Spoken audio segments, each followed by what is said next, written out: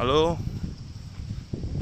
diare catatan perjalanan investasi di hari ini yang bagian chapter kejadian di tahun 2026. Catatan kejadian tahun 2026 ya. Tampaknya jalan trotoar situ. Tapi ini sudah tutup semua. Ini sekarang tanggal 24 Maret. Besok tanggal 25 adalah hari pertama market buka ya. Pantai Jerman.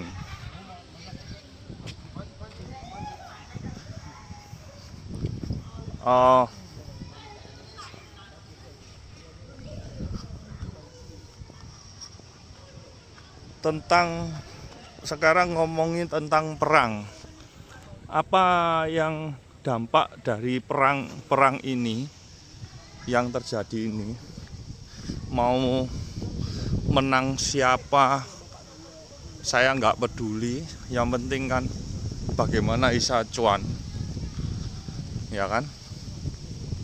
Mau menang kiri, mau menang kanan, Amerika atau menang Iran, nah yang penting kita bisa cuan aja tujuannya. Wah, toko-toko sudah tutup semua ini. Nah dari awal saya kan punya opini sendiri bahwa perang ini nggak apa maksudnya nggak gampang lah, nggak sederhana bisa selesai dengan cepat. Dari awal kan saya berpikir bahwa ini harusnya perangnya ada potensi besar untuk berlarut ini. Ada yang ngomong 1 minggu, 2 minggu. Cuma kan kalau saya dari awal sudah berkeyakinan bahwa perang ini pasti akan berlangsung lama. Saya sendiri nggak tahu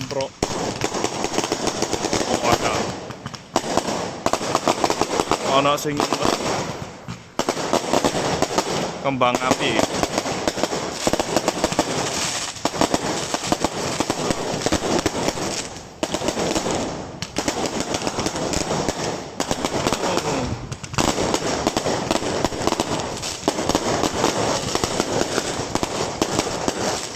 Nah,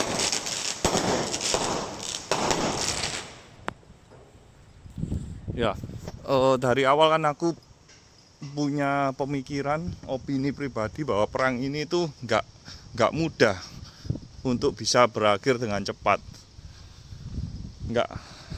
Nggak sesederhana itu. Nah, ini dari ngomong pertama, awal pertama saya berpikir bahwa dari si Amerika ini kan hutangnya sudah terlalu banyak, ya kan?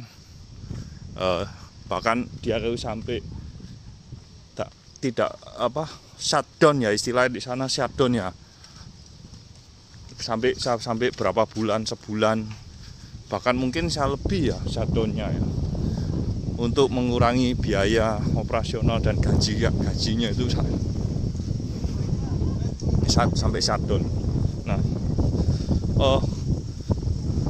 negara itu sama aja kan, bagaimana dia harus meningkatkan pendapatan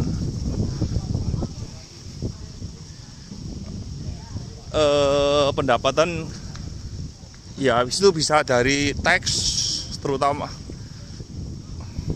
supaya dia bisa membayar hutang kan gitu. Nah gampangnya kan mikirnya ngono ya.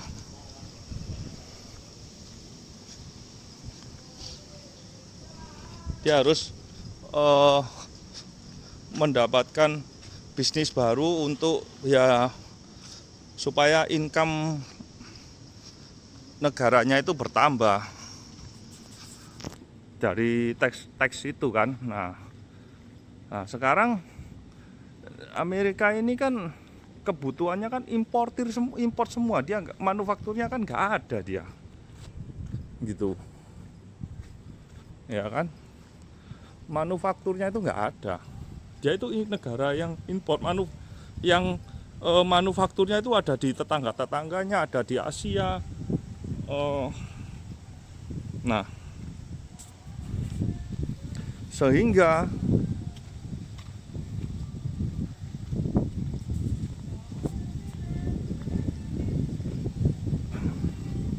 lalu dia ngambil take over Venezuela kan, sukses, jebret, sukses.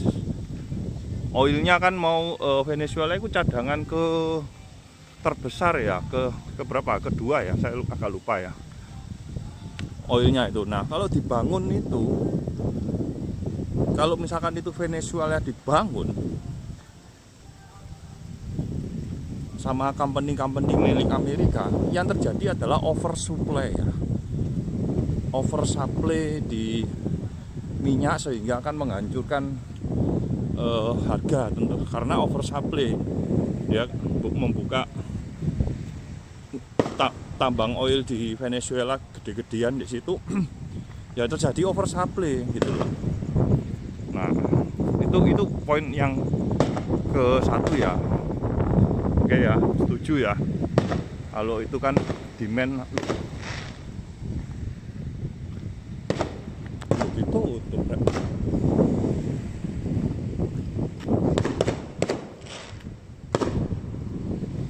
nah, terus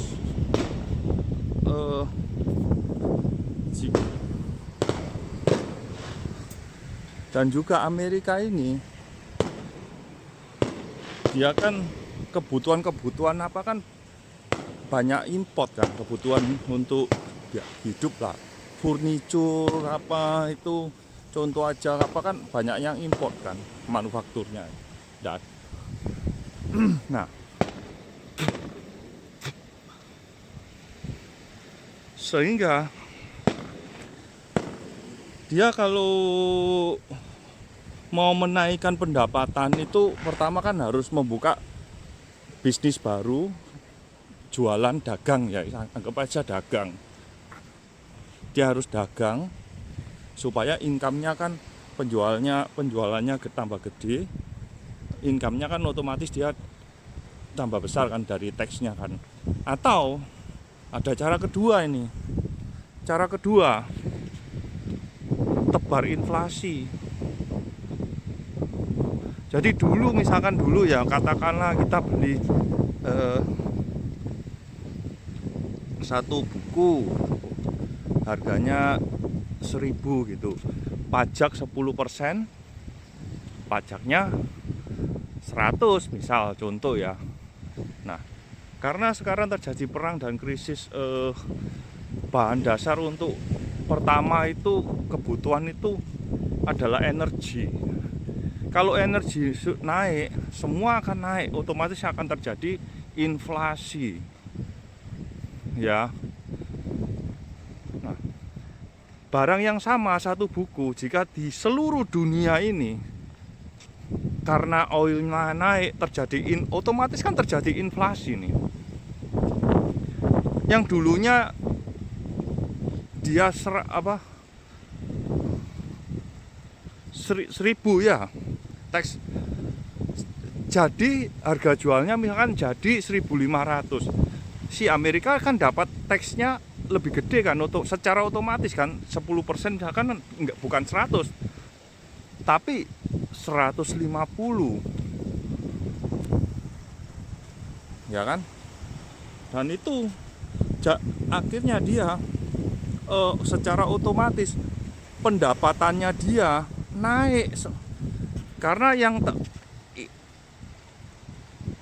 inflasi itu seluruh dunia itu inflasi, naik semua harga-harga pokok di seluruh dunia. Dan jika harganya sudah naik, dia punya utang kan tetap kan,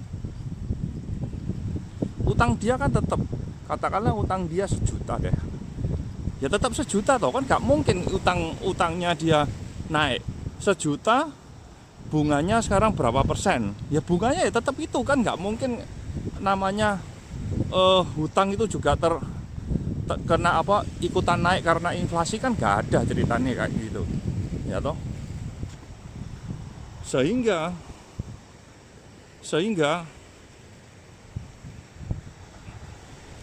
karena kebutuhan di seluruh dunia untuk produksi ini naik, otomatis harga-harga naik semua, otomatis taxnya itu kan juga naik, sehingga dia pendapatannya akan lebih banyak, terus dia bisa membayar hutang.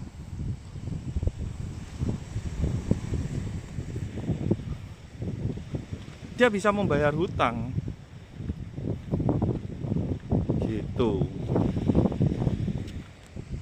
Nah, itu opini saya. Jadi perang ini Amerika harus melakukan, kalau enggak dia akan bangkrut. Ini pemikiran saya ya. Yang kedua, harus diperburuk supaya kilang-kilang di sana itu pada sama-sama hancur. Nah, yang hidup kan di Venezuela saja, Venezuela digenjot. Perusahaan Amerika yang masuk untuk ngganteni suplai dari Timur Tengah ini, yang fasilitasnya sudah hancur, termasuk di Iran juga kan sudah hancur kan. Nah, kalau fasilitas itu di Iran itu hancur, China kan ya bagaimana dia dapat oil murah? Ya kan, energi kan pasti naik semua kebutuhan itu. Dari yang sebelumnya sekarang 60 ya. 70 dolar ya. Ini sudah ke 110 loh. Naik berapa persen ini? 70% ya. Sehingga itu podo ambek samae. Taxnya mereka ya naik 70%. Hitung-hitungan kasarnya. Dan utangnya karena inflasi, utang yang 1 juta ya kelihatan menjadi terasa lebih kecil.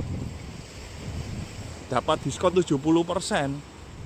Bisa dikatakan seperti itu. Ini opini saya ya.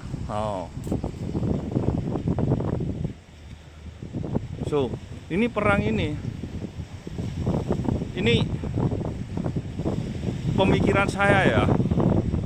Infrastruktur oil itu mesti hancur. Di sana hancur, baru nanti akan damai.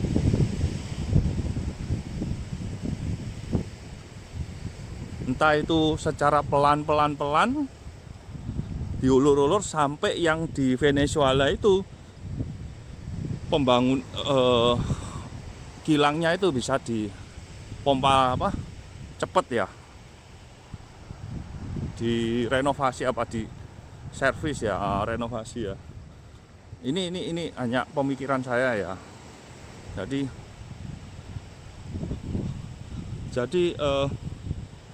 tesis investasi di tahun 2026 ini ya komoditas. Cari di Indonesia yang menjual revenue-nya dalam USD, dan Indonesia yang kuatnya di mana? Saya rasa sekarang ya komoditas batu bara, sawit, mineral, ya kan, bisa nikel mineral itu, timah, nikel, timah,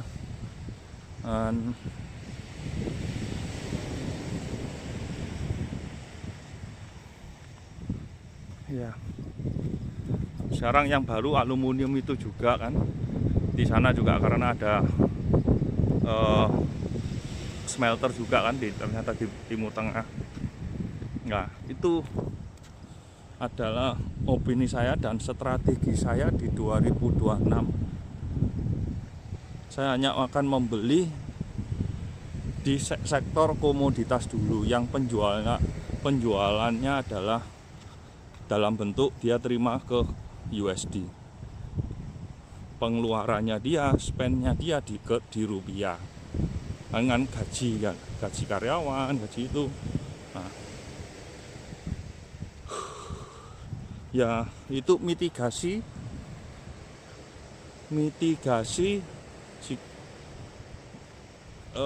kalau benar yang opini saya ya, kalau betul ya, setidaknya buying power dari uang saya nggak berkurang. Daripada saya nggak beli, saya tetap simpan saja karena ketakutan, akhirnya kan terjadi inflasi yang 20% ya kerasa wesan. Inflasi 20% kan buying power uang kita kan, kekayaan kita kok sama aja, kalau turun juga termasuk turun 20%. Nah,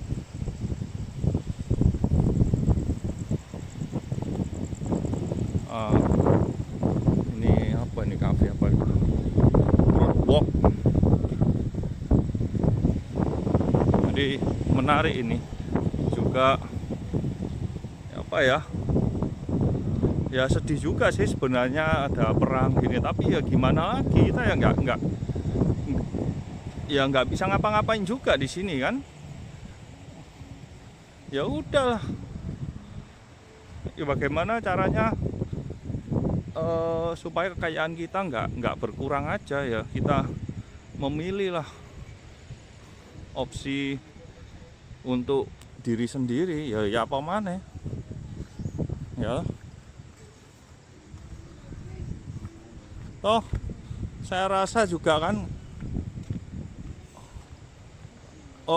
sulit ya, nanti oil akan turun lagi ke harga 70, itu saya rasa akan sulit ya jika ini perang ini berlarut ya.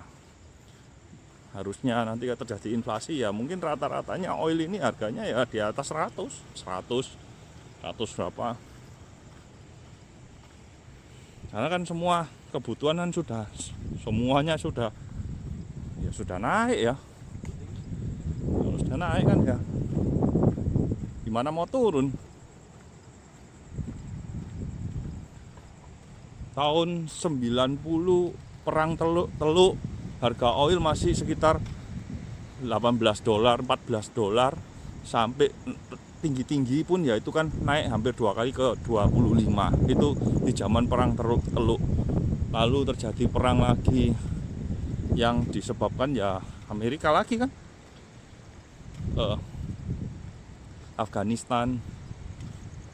Terus ya begitulah ya, cuma bisa kita ya mau debat kiri kanan sampai orang menang ini menang ana, yang enggak ada gunanya. Yes. Ya yang bisa ya bagaimana untuk cover diri sendiri bahwa kekayaan kita itu nggak berkurang banyak karena inflasi nanti. Ya setidaknya memanfaatkanlah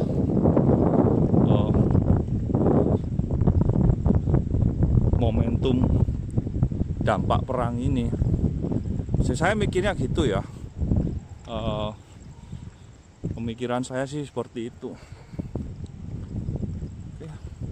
Oke lah, tetap semuanya saya tetap ingin yang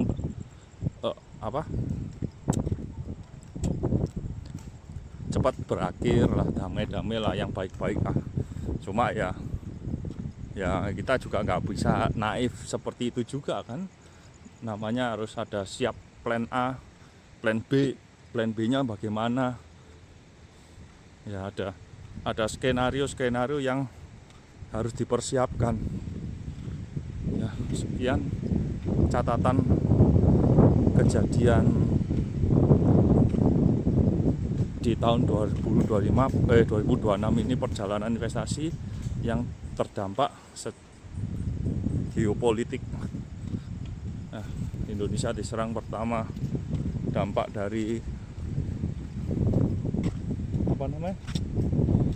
ratingan MSCI, MSCI Mologi yang dikopi dari Adani India, dikopi caranya. Sekarang kita patah, lalu ketimpa dengan perang. Ya udahlah, mau gimana lagi. Memang menyakitkan ya, yang aliran MSc Mologi itu. Ya, itu ya pil pahit yang harus diminum. Mungkin ada beberapa yang saya kenal itu dia untung tahun 2025 dia untung. Begitu kena rating dan ini yang crash ini mulai akhir Januari ya, Februari sampai sekarang nginjak Maret, itu cuannya di satu tahun, sepanjang satu tahun cuan di 2025 habis, jadinya malah minus. Patung apa ya, gede ya, begitulah dunia investasi lah. Resikonya nggak didahulukan, inginnya cepet kaya ya. Oke ya, sekian catatan pribadi saya tentang skenario di tahun 2026 ini. Saya akan tetap berada di komoditas dulu, sementara di komoditas dulu. Oke ya, sampai jumpa lagi.